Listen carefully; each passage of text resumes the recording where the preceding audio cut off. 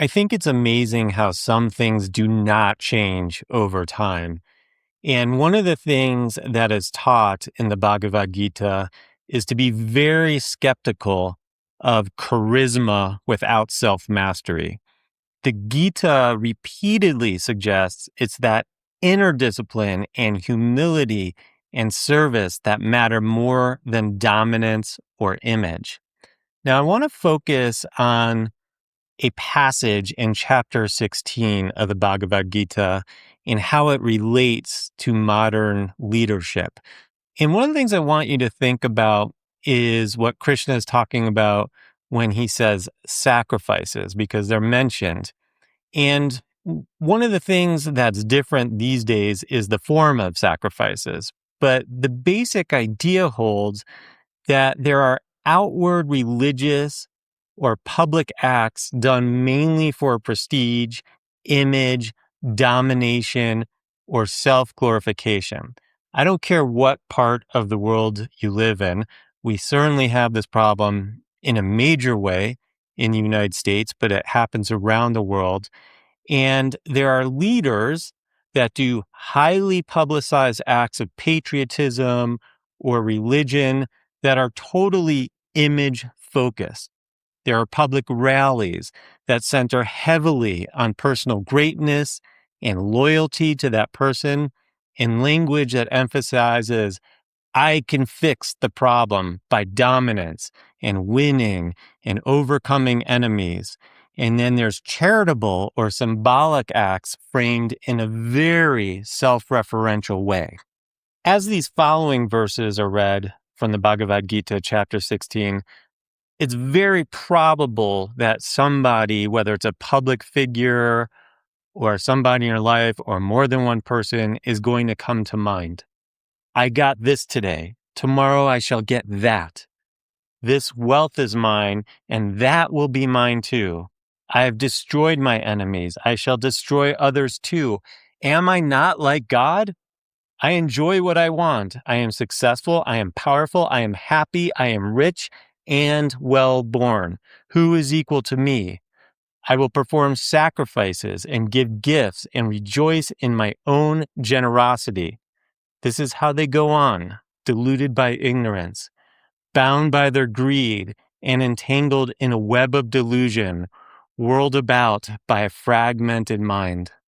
And what's fascinating to me about the whole thing is those traits that Krishna warns us about and seem so obvious to me read like a campaign brochure. That is what gets elected by people these days. There's almost no place for humility and self-reflection in politics. And it seems like people have excess pride and anger and greed and self-worship. They're fine to elect people sometimes like those traits in themselves, or just say, well, I realize he's that way, but what's his tax policies? And I shouldn't just refer to he's. There's plenty of she's like that too out there. The weakest moments a person has is when they hurt someone to feel powerful. See, there's a big difference between hurting somebody in defense versus doing it to feel powerful. There's also a big difference if it's an agreed upon thing. So if it's a sport like MMA or boxing, may not feel good to you and me, but that's different. Why is that different? Because in those situations, both people agree to the contest. There are rules, there are referees, there are limits. The goal is skill and competition, not hatred. See, it's controlled aggression where people train with enormous discipline and very much respect their opponents deeply. That is a big difference from hurting somebody or a whole group of people to feel powerful. And while I think it is compassion and nonviolence that protects you from suffering and obviously protects others from suffering, there are times where defense is needed. So the common scenario that often comes up, for instance, in Buddhism, is the rabid dog scenario that's running through the village. The rabid dog, if nobody stops it, children and others may die horribly. Rabies is a very horrible way to die. But the point of the rabid dog scenario is that intention matters enormously.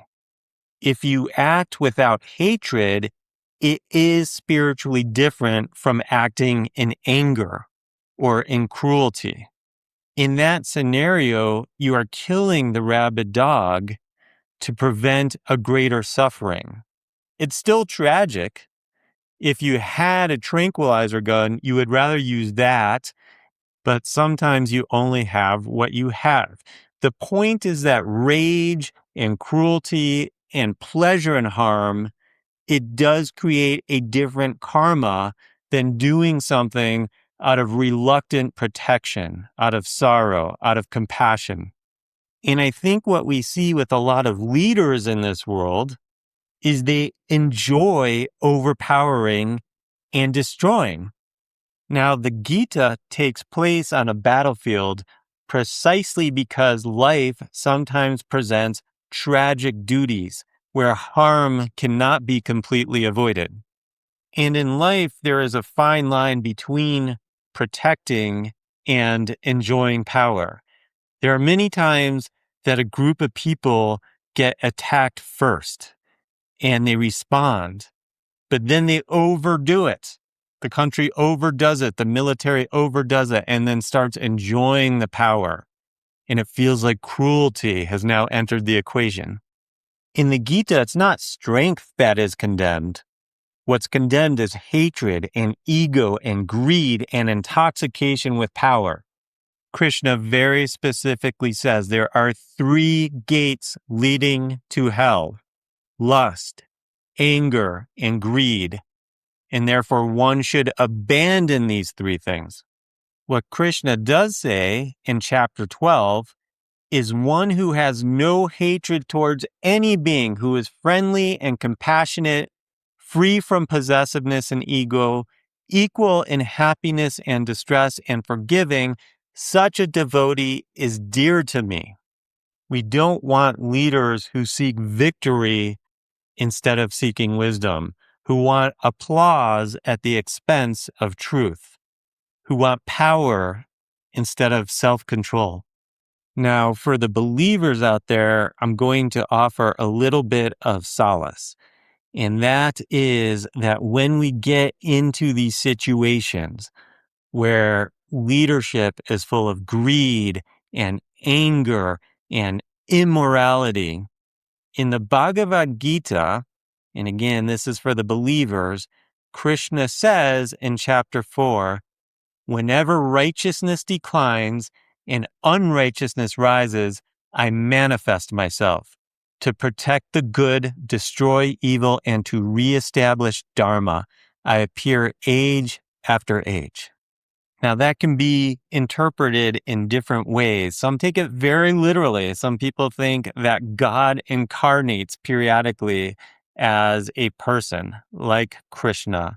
Others think it's more symbolic, that the divine appears through great teachers and saints and awakenings and shifts in overall consciousness. The return of the divine happens when human consciousness turns back towards truth and towards compassion and towards Dharma.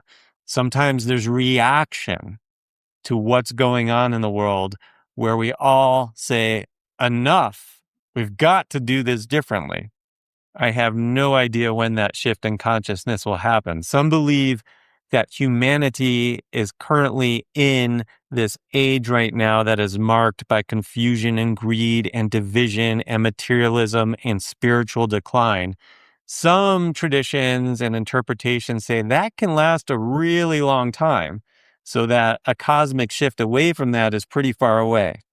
And since things can take a long time, maybe that is all the more reason that we want to start right now, incrementally, having people become less hateful, less attached to domination, more aware of compassion, less manipulated by fear and ego. Awakening, it happens person by person. And what happens if more people awaken is that societies tend to elevate the qualities that they admire.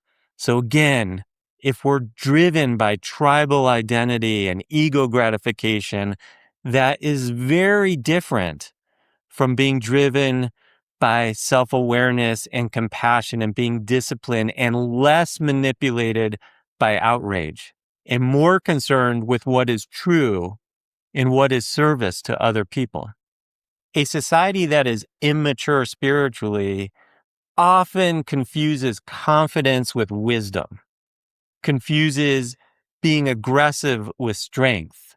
A huge part of the Bhagavad Gita is greater self-control, having less narcissism, less manipulation of others, less corruption, and more service orientation, meaning we do our jobs with detachment from the outcomes, a more willingness to sacrifice ego for the common good. And I believe a society gets healthier leaders when it stops rewarding unhealthy consciousness.